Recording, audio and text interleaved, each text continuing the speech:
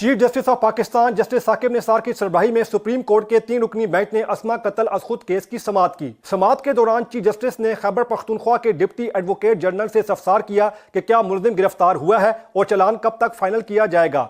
Deputy advocate general Khyber Pakhtunkhwa ने आगाह किया कि मुलजिम का नाम गुलाम नबी है और उसे गिरफ्तार कर लिया गया है, जो जुडिशल हिरासत में है, जिसके बाद अदालत उज़्मा ने 10 रोज में मुलजिम का चालान जमा करवाने का हुक्म देते हुए अस्मा के कत्ल से मुतल्लिक अज खुद केस निपटा दिया। मर्दान के गांव गोजरगढ़ी के इलाके जंदरपार की 4 साला बच्ची अस्मा की लाश 15 जनवरी को घर के करीब खेतों से बरामद हुई थी, जिसकी पोस्टमार्टम रिपोर्ट में तस्दीक हुई कि बच्ची को ज्यादती के बाद कत्ल किया गया था। बाद अज़ां chief justice of Pakistan justice Mian Saqib Nisar ने बच्ची के कत्ल का अज खुद नोटिस लिया।